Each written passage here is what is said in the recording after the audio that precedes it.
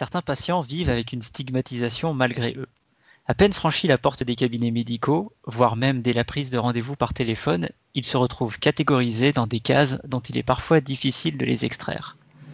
Pourquoi cette étiquette leur est-elle posée ? Parce qu'ils sont bénéficiaires de la couverture maladie universelle, la fameuse CMU. Aujourd'hui, dans Le Temps d'un lapin, on retrouve Yvan Songeon qui vient nous parler d'une étude qui a étudié ce phénomène de l'attribution de stéréotypes aux patients chez les kinésithérapeutes. Bonjour. Ou bonsoir. Bienvenue sur Le Temps d'un lapin, le podcast qui parle de la kinésithérapie, du soin et de la science. Mais pas trop longtemps, juste le temps d'un lapin.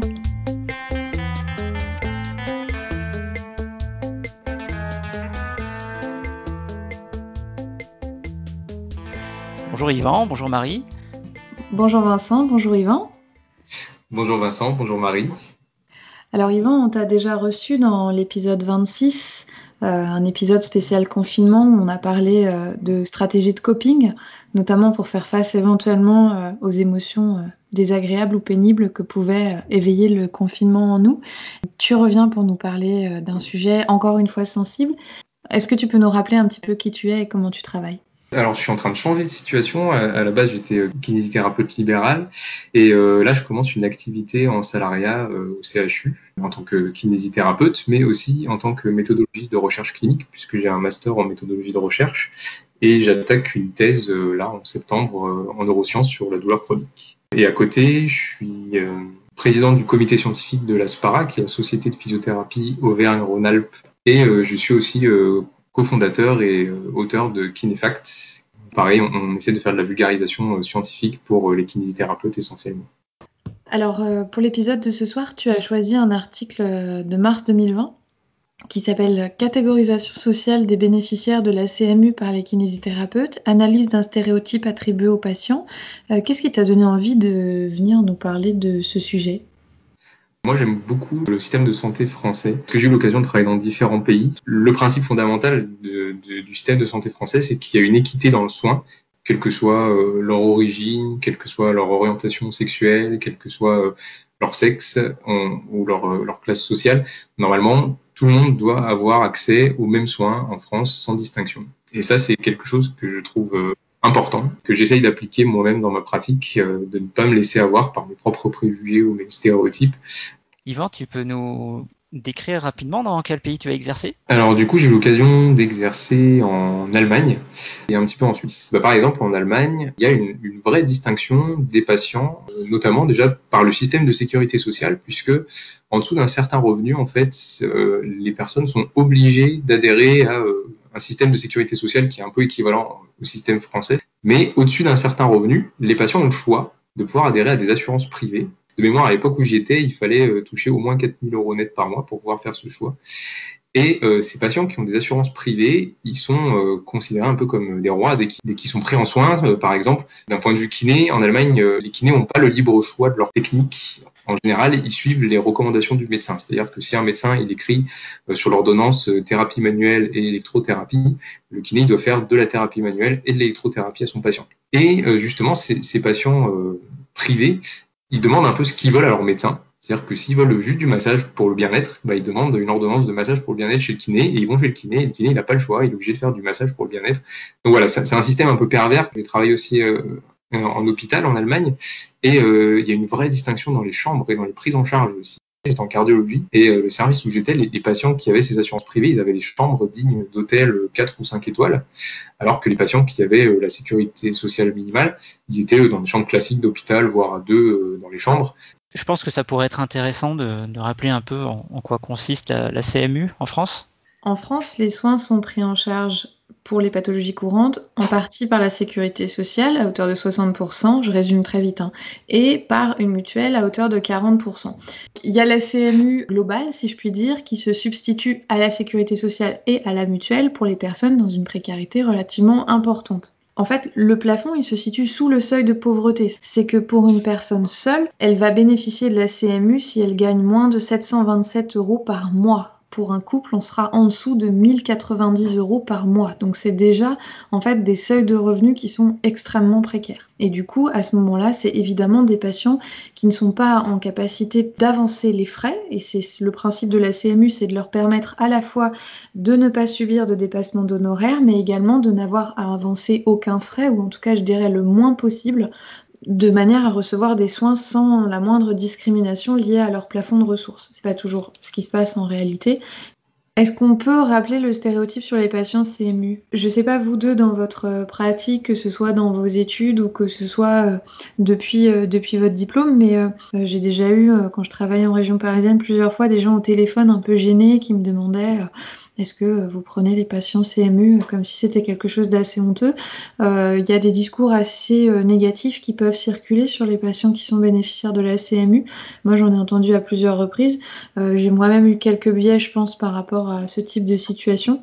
Est-ce que vous, c'est le cas aussi?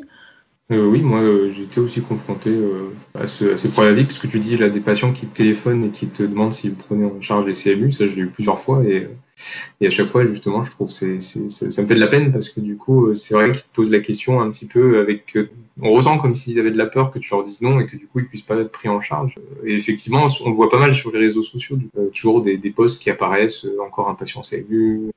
J'ai eu un lapin et je suis deviné qu'est-ce que c'est comme patient, un patient CMU, on voit pas mal quand même.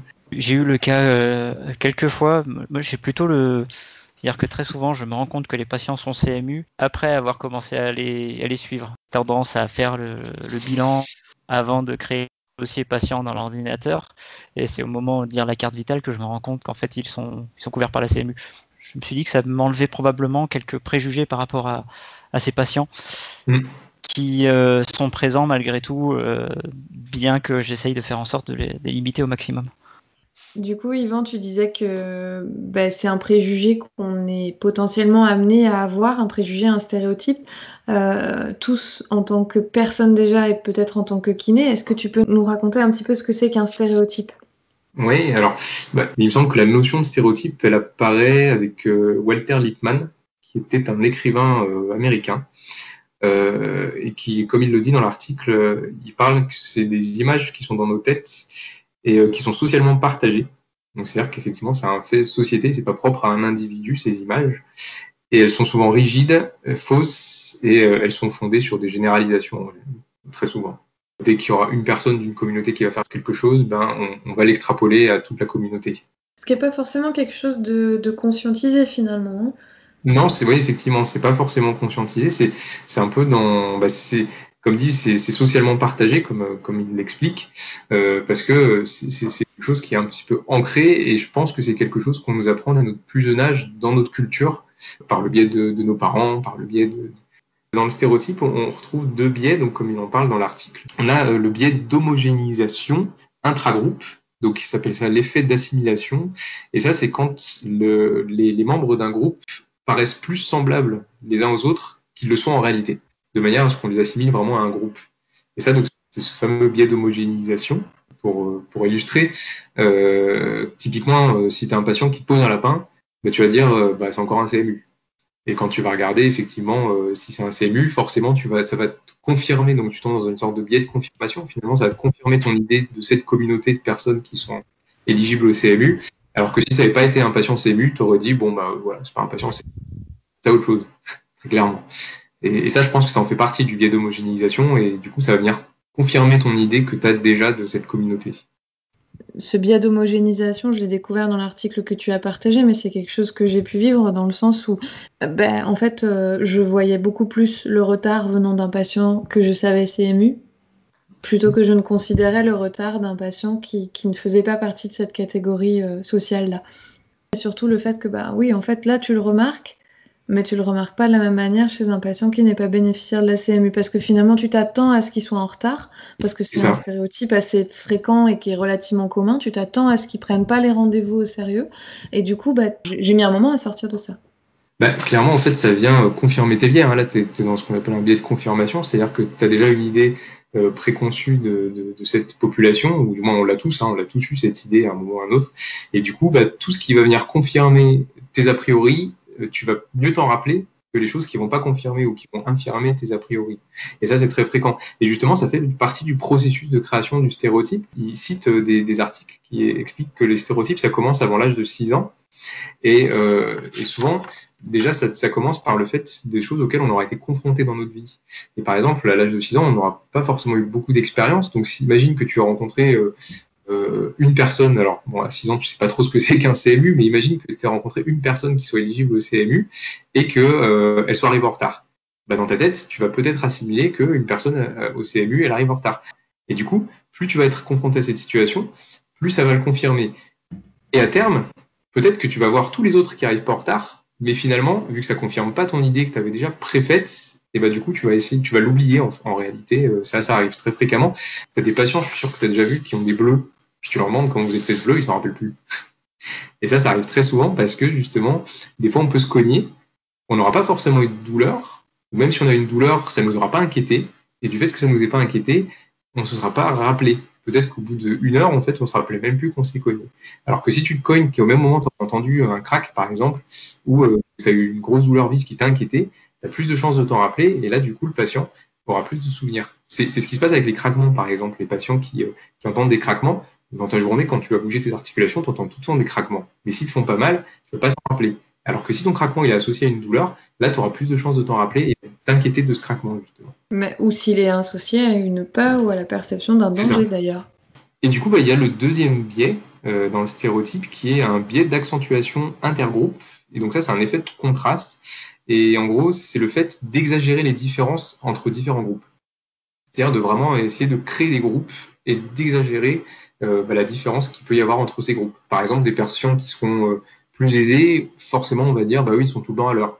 Et à l'inverse, sur les patients CMU, on va dire, bah, ils sont tout le temps en retard. Et du coup, tu vas exagérer ce phénomène, et toi, ça va te paraître aussi exagéré dès que tu auras un collègue ou une collègue qui va t'en parler. C'est un mécanisme normal en fait, dans notre cerveau, puisque c'est une manière de traiter rapidement et économiquement, d'un point de vue cognitif, les infos qu'on reçoit. Et en fait, très rapidement, ça nous permet de mettre les gens dans des cases et de pouvoir déjà avoir des idées sur notre manière de réfléchir. En fait, c'est pour plein de choses, on fonctionne comme ça. Et ça nous demande justement beaucoup moins d'efforts cognitifs que si tu commences à te concentrer sur quelque chose, à remettre tes a priori en question, etc. Où là, ça demande un processus cognitif beaucoup plus long et beaucoup plus gourmand et qui fait que ça peut être même fatigant pour toi. C'est le principe de fonctionnement de tous les biais finalement. C'est efficace et peu coûteux en termes d'énergie. C'est plus confortable de vivre dans un monde qui ressemble effectivement à ce que tu crois qu'il est, plutôt que de te dire en permanence, bah, finalement, il est peut-être pas comme je pense. T'évites de rentrer en dissonance cognitive, clairement, quand tu fais ça. On le fait tous plus ou moins. Et même des fois, on le fait même en connaissance de cause. Moi, ça m'est déjà arrivé de me retrouver dans une situation où je me suis dit, bah oui, là, je suis en plein biais, mais j'arrive pas à m'en défaire parce que clairement, ça va être très désagréable pour moi de le faire. Et je vais mal le vivre. Je trouve très très dur en fait de se défaire de ces biais et c'est quasiment impossible. Le but de cet épisode et le fait d'en parler ce soir, c'est pas forcément pour pointer du doigt et dire que ça va pas, mais c'est que si on veut que les choses elles évoluent, il faut déjà pouvoir avoir le temps de se rendre compte qu'il y a un biais, de se rendre compte peut-être qu'il y a un problème et de pouvoir y réfléchir, je dirais relativement posément. C'est ça. Pas rentrer dans la réactance ou non, je suis pas comme ça, je suis pas cette personne, je n'ai pas de préjugés, mais de dire peut-être que comme tout le monde j'ai des préjugés parce que c'est un mécanisme extrêmement fréquent et c'est très difficile de s'en défaire et que la première manière de s'en défaire c'est déjà de se rendre compte qu'ils sont là. Ça te demande en fait un coût cognitif que tu n'as pas si tu te laisses aller avec tes biais. Et c'est ça, c'est certainement en fait là le but c'est clairement de se sensibiliser et de se dire bah oui ok je peux avoir ce biais, il existe, maintenant j'en ai conscience.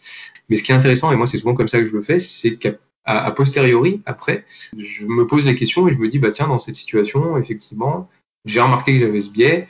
Est-ce que j'aurais pu changer quelque chose? Alors oui, certainement, mais vu que c'est le passé, bah, je peux plus le changer.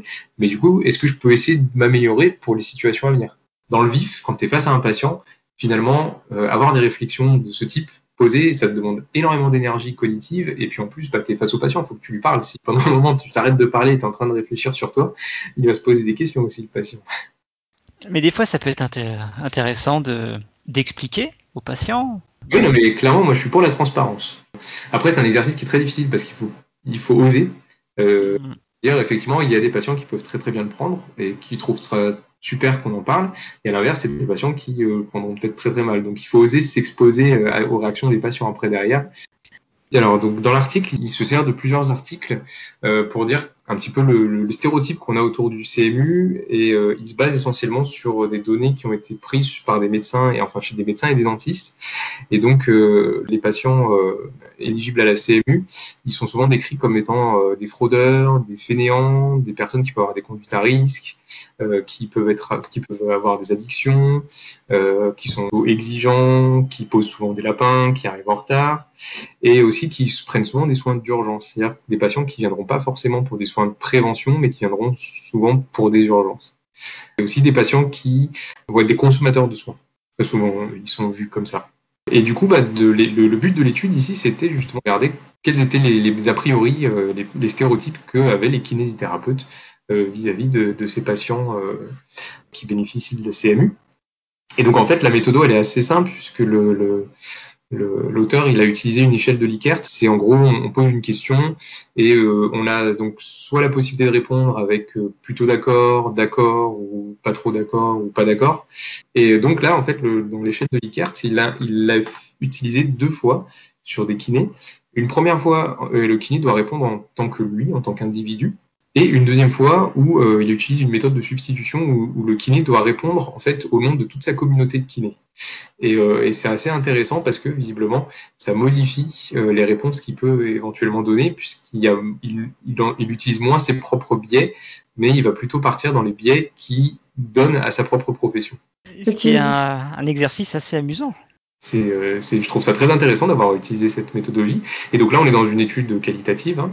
Dans les questions qu'il pose, alors j'ai plus les questions exactes parce que de toute façon, elles sont assez longues, mais il va utiliser des mots qui vont être en lien avec soit des personnalités, donc en tant qu'individu, comme par exemple agréable, attachant, sympathique, honnête, ou à l'inverse, menteur, pingre, et des mots qui seront plus en lien avec l'utilité sociale, ça va être les mots comme ambitieux, dynamique, courageux, ou alors vulnérable, autoritaire. Voilà. Et c'est des mots en fait qui sont censés définir les patients qui bénéficient de la CMU. Dans la question, il va certainement poser est-ce que les patients bénéficiaires de la CMU sont des personnes agréables? Et c'est là où on répond plutôt d'accord, plutôt pas d'accord ou pas d'accord, par exemple. Et donc, c'est avec ça qu'il l'a fait. Donc, il a pris 31 kinés. Je trouve que c'est déjà pas mal pour une première étude, parce qu'il ne me semble pas qu'il y ait déjà eu des études de ce type auparavant. Donc, il devait tous être libéral en France pendant une période d'au moins 3 ans à partir de l'an 2000. Et parmi ces 31 kinés, il y en a 3 qui pratiquaient un dépassement d'honoraires systématique. Sachant que le dépassement n'est pas autorisé auprès des personnes bénéficiaires de la CMU. Donc, dans le stéréotype qui ressort de chez les kinés, donc dans les résultats qu'ils trouvent, homogènes entre les deux manières d'avoir posé ces questions, c'est ce qui ressort le plus, c'est que les patients bénéficiaires de la CMU, ils vont être considérés comme peu ambitieux, peu assidus, peu attentifs à avoir une utilisation économique du système de santé, donc ce que je vous disais tout à l'heure, que c'est des consommateurs de soins. Ils sont peu observants, c'est-à-dire que ce seraient éventuellement des patients qui ne feraient pas les exercices que le kiné leur donnerait, et peu ponctuels. Donc on retrouve quand même assez ce qu'on a l'habitude déjà de voir chez d'autres professionnels de santé. Et donc, on retrouve aussi une notion d'inutilité sociale, il en parle dans l'article, qui, pour justement ces professionnels de santé, un patient bénéficiaire de la CMU n'apporterait rien à la société. C'est vraiment quelque chose qui est pas propre au kiné, mais qui est propre vraiment à l'image, on va dire, collective de ce qu'on peut avoir en patient bénéficiaire de la CMU, malheureusement. C'est hyper violent. Si j'ai vu ce mot apparaître dans l'étude, j'ai trouvé que c'était très violent. On n'a pas toutes les mêmes chances, les mêmes égalités dans la vie. Maintenant, il y a pas mal d'études qui montrent que, effectivement, l'accès aux études supérieures, il est quand même très, très, très dépendant et corrélé du lieu où on est né et où on a grandi. Et qu'effectivement, les personnes qui ont grandi dans un milieu aisé auront plus facilement accès aux études supérieures que des personnes qui ont grandi dans un milieu moins aisé. Et donc voilà, il y a toutes ces inégalités sociales et c'est malheureusement très peu pris en compte en fait. Et souvent, on se retrouve un peu dans ce phénomène où c'est ce qu'on reproche à la méritocratie, ce qui fait que toutes tes réussites, en fait, c'est des choses que tu as au mérite, parce que tu l'as mérité, parce que tu t'es donné à fond pour la caméra, alors qu'en réalité, il y a aussi une part de ton vécu, en fait, du patrimoine que tu as reçu déjà dès ta naissance, qui joue un rôle énorme là-dedans. Et une part qui est non négligeable, ouais. Et une personne qui vient de milieux défavorisés, s'il n'a pas réussi à avoir des études, c'est pas forcément parce qu'il a moins bien travaillé à l'école qu'une personne qui vient d'un milieu aisé. On le voit d'ailleurs à la composition des promotions d'étudiants kinésithérapeutes ou d'étudiants médecins. La mixité sociale n'existe pas vraiment dans les formations médicales et paramédicales, par exemple. Clairement. On a un biais de sélection qui est assez énorme. Je trouve ça dérangeant parce que les préjugés par rapport aux milieux sociaux, en même temps, du coup, si par définition, si quand tu viens d'un milieu défavorisé, t'es considéré comme peu ambitieux, peu dynamique, peu courageux, donc c'est pas la peine de miser sur toi, c'est une perte de chance de plus. Ah bah oui, clairement.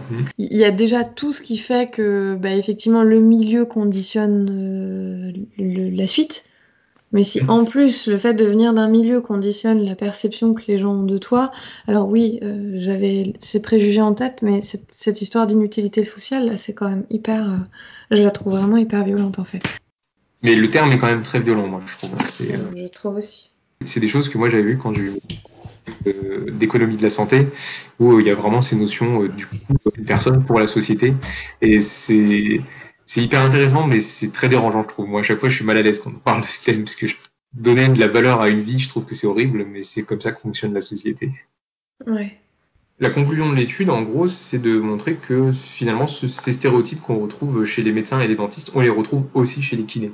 D'accord. Finalement, c'est pas forcément propre à une profession de santé, mais ça peut être quelque chose qui est commun à tous les professionnels de santé, finalement, et peut-être voire même, c'est possible que dans l'image collective de la population, les patients bénéficiaires de la CMU aient ces stéréotypes qui sont ancrés pour eux. Mais là, après, je peux pas me prononcer parce qu'il faudrait une étude qui parle de ça, mais ça me paraît très probable. En tout cas, ce serait pas une hypothèse qui me choquerait si jamais elle venait à se confirmer. À la fin de l'article, il conclut quand même sur cette histoire de cercle vicieux, que je trouve assez intéressante parce que finalement, du fait que les professionnels de santé, ils vont avoir des comportements qui vont être différents, justement, pour savoir qu'un patient, il est bénéficiaire de la CMU. On le sait quasiment tout de suite que le patient il est bénéficiaire de la CMU, parce que souvent il nous le dit en prenant le rendez-vous, ou alors dès qu'il nous donne sa carte vitale, en fait, on est au courant qu'il est bénéficiaire de la CMU. Et du coup, il y a eu des études qui montrent que les professionnels de santé, ils vont par exemple écourter leurs séances avec ces patients, ils vont leur donner moins d'informations parce qu'ils estiment que ces patients sont pas aptes à comprendre toutes les informations et du coup ils vont leur donner beaucoup moins d'informations. Ils vont leur donner moins d'autonomie décisionnelle. Ça, j'ai trouvé ça assez intéressant parce qu'actuellement, surtout en kiné, on parle beaucoup de la prise de décision partagée dans les traitements avec le patient. Visiblement, avec des patients bénéficiaires de la CMU, on leur laissera moins la possibilité de prendre des choix dans leur parcours de soins. Et il y a aussi moins d'implication de la part des professionnels de santé dans les séances. Et le risque, c'est que la brièveté des entretiens, du fait que les séances soient plus courtes, ça peut faire passer des informations à la trappe. C'est-à-dire que des informations que le patient pourrait donner au médecin ou au kiné ou n'importe qui peuvent ne pas être dites par le patient. Et du coup, ça peut avoir des conséquences sur son diagnostic et sur la suite de ses soins. Est-ce qu'on peut faire un rapprochement avec un syndrome méditerranéen ? Par exemple, typiquement. Alors en plus, moi, ça tombe bien que tu m'en parles parce que j'ai toutes mes études appris ce syndrome méditerranéen.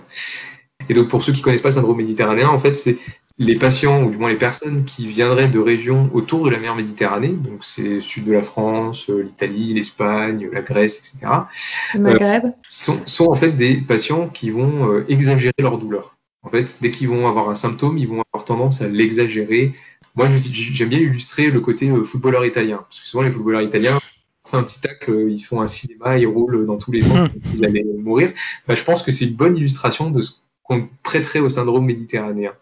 Et en réalité, c'est un gros stéréotype nul, complètement nul, parce que ça fait partie de tous les stéréotypes. Et maintenant que j'ai eu quelques formations sur la douleur, et notamment sur l'aspect psychologie de la douleur et l'aspect sociologie de la douleur, j'ai mieux compris ce principe du syndrome méditerranéen. Et en fait, c'est quelque chose de culturel, parce que culturellement parlant, en fonction de notre culture, on ne va pas tous exprimer la douleur de la même manière. Et dans certains pays, on va exprimer la douleur d'une certaine manière, et dans d'autres pays, on l'exprimera d'une autre manière. Et c'est probable que les personnes autour du bassin méditerranéen ont une tendance à exprimer leur douleur en criant, en pleurant, en extériorisant les sensations qui perçoivent. Alors qu'à l'inverse, peut-être que d'autres personnes dans d'autres pays auront tendance à essayer de cacher leur ressenti de leur douleur, de montrer qu'ils ont pas mal, qu'en réalité, au fond d'eux, ils ont certainement mal, mais culturellement parlant, ça ne se fait pas de l'exprimer. Je ne veux pas tomber dans le stéréotype, mais à l'époque où je travaillais en Allemagne, j'avais une forte population qui venait des pays de l'Est, notamment de Russie. C'était souvent de ce qu'on me disait, alors c'est peut-être un biais de confirmation de ma part, mais très souvent mes patients voulaient que les séances fassent mal, parce que si une séance ne faisait pas mal, c'est qu'elle ne servait à rien. Et c'est fort probable que ce soit un aspect culturel chez eux.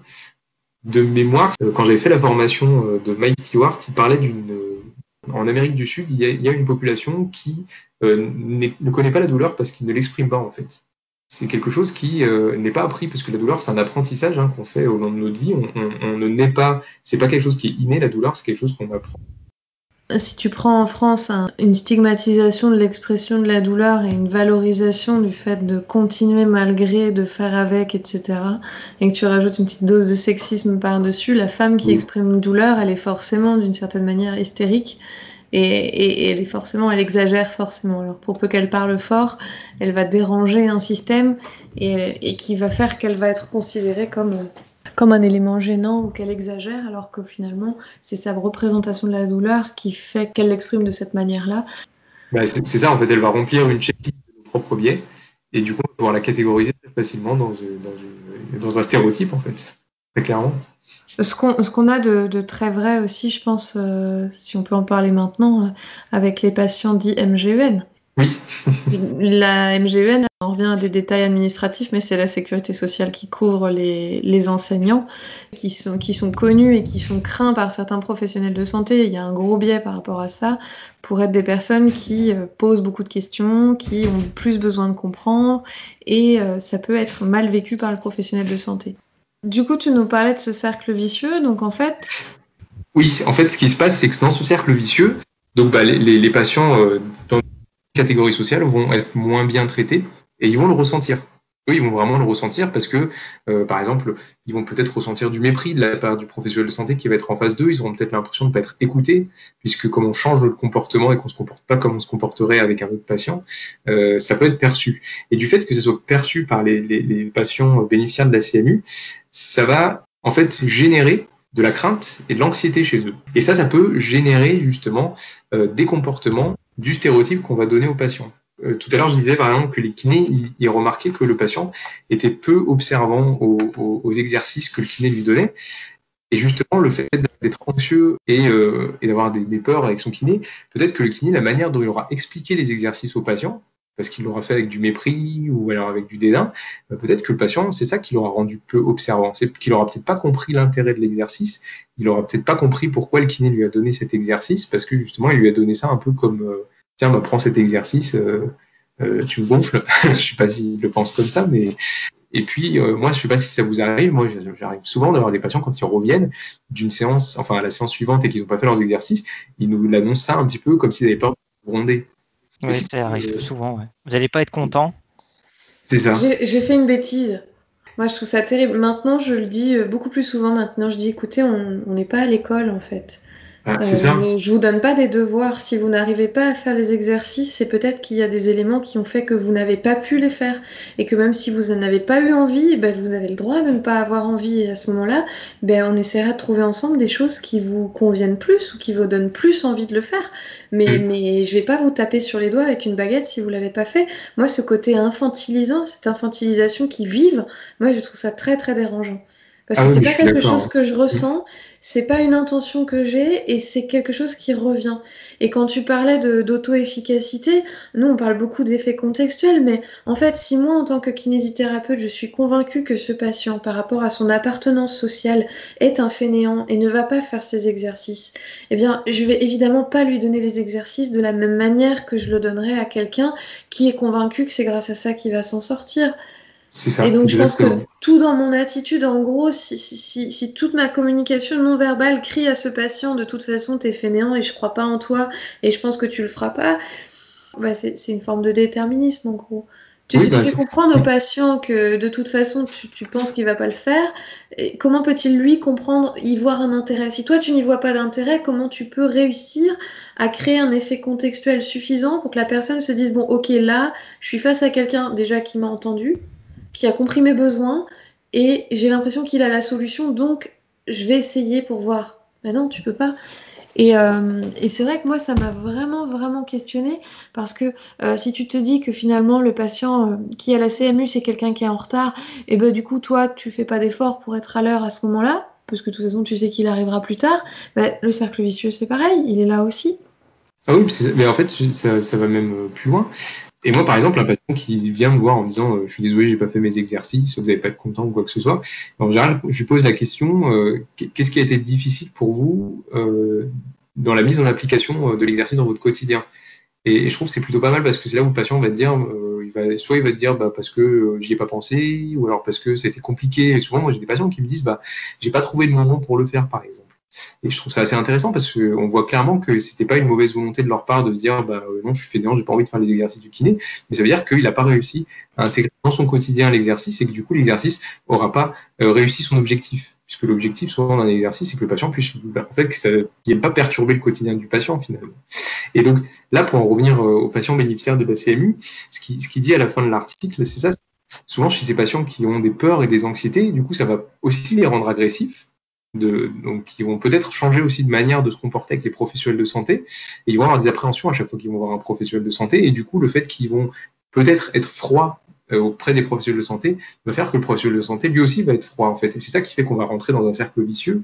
Il y a même dans l'article, il explique ces patients, à cause de leur peur et de leur anxiété justement d'être casés dans un stéréotype, ils vont adopter des stratégies de coping inadaptées puisqu'ils vont avoir souvent des mauvaises hygiènes de vie, par exemple, où ils vont tomber dans des addictions.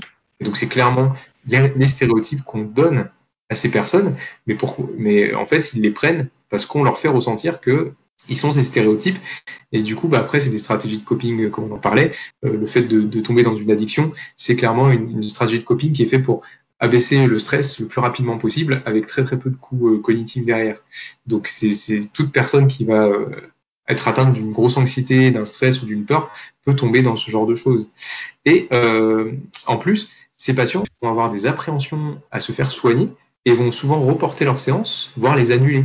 Donc, comme ça, en fait, ils évitent de se mettre dans une situation anxiogène pour eux, où justement, ils vont être infantilisés, ou alors ils seront mal reçus par les professionnels de santé.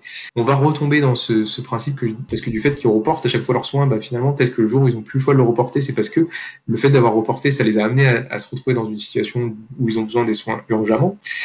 On voit vraiment qu'ici, il y a un cercle vicieux, puisque finalement, les comportements qu'ils adoptent, c'est à cause des stéréotypes et des comportements que les professionnels de santé peuvent avoir avec eux.